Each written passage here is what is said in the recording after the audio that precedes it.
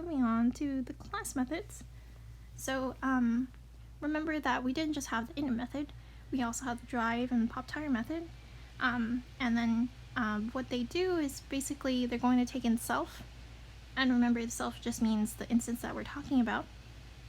So a Honda could drive, a Tesla could drive, so we could call different, we could call the same function on different instances, and then they will do different things based on the instance.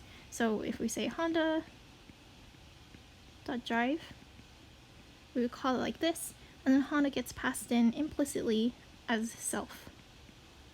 Or we could call Tesla dot drive, and then it also gets passed in as self.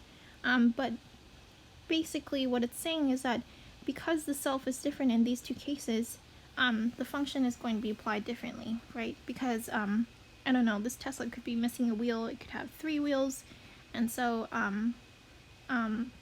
self in this case is going to refer to whatever car that you call it on. Okay, so walking through the methods here, we have if self.wheels is less than car.numWheels, we're going to return self.color plus car cannot drive. So we know that doesn't apply to our Honda car because it has 4 wheels, which is the same amount of wheels that every car starts out with. So it's going to return self.color plus car goes room. So that is blue car goes room, if we were to call it. So I'll just say Honda.drive returns that. And then pop tire is not going to return or print anything. Oops, I meant to say Honda.popTire. So use the dot notation to also call the methods, not just to get the attributes, but actually to call methods on the instance. And what it's going to do is check if self.wheels is greater than 0, and if it is, it's going to decrement the self.wheels. So this doesn't return anything, but self, or I should say Honda.wheels is now 3. So this is just a change that goes on within the instance, but it actually doesn't return anything or print anything. Okay, yeah. So return's done, but Honda.wheels is now 3. Alright, moving on to a concrete example using the Python interpreter.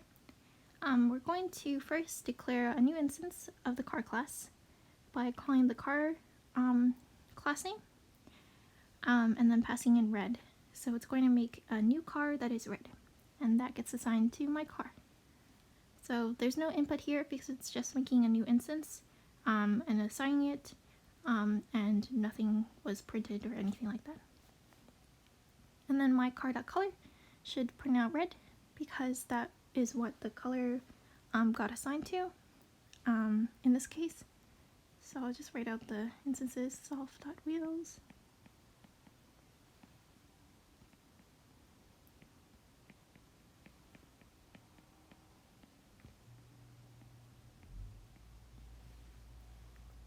Okay, and then we're going to call my car.popTire, and it's going to just change this to be a 3 because it's going to pop one of the tires, but it's not going to have any output.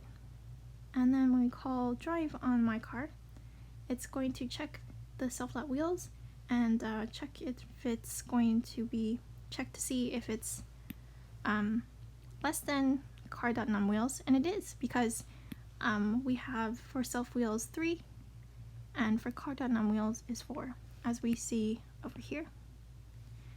And since 3 is less than 4, it's going to return self.color plus car cannot drive, and that's why we get red car cannot drive.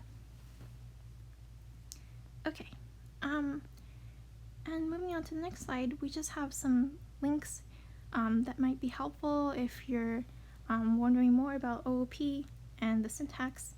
So here's a link to the textbook on OOP and to another helpful resource So if you are curious about more syntax or the concepts behind OOP, feel free to check them out. These slides are posted on Piazza. And before we end this walkthrough, I'm going to just open up a Python tutor demo and basically show what classes look like in Python tutor.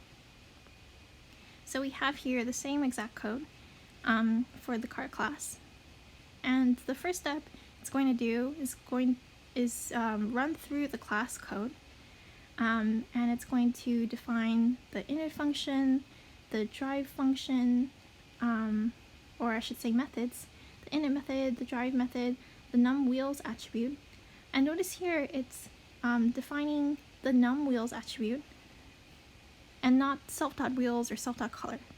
And the reason for that is because one, we're not actually calling the init method, and two, these attributes are instance attributes, not class attributes.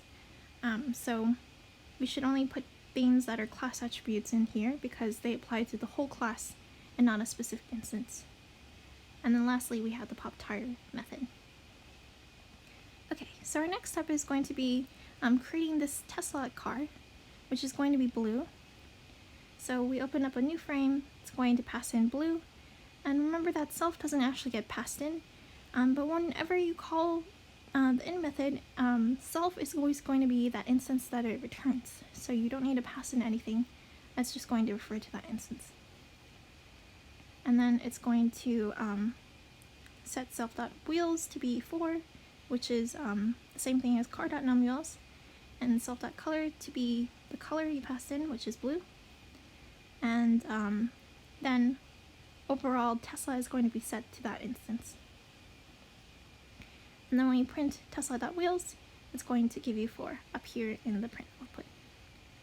Okay, so that's it for these websites, and that's how Python Tutor handles classes.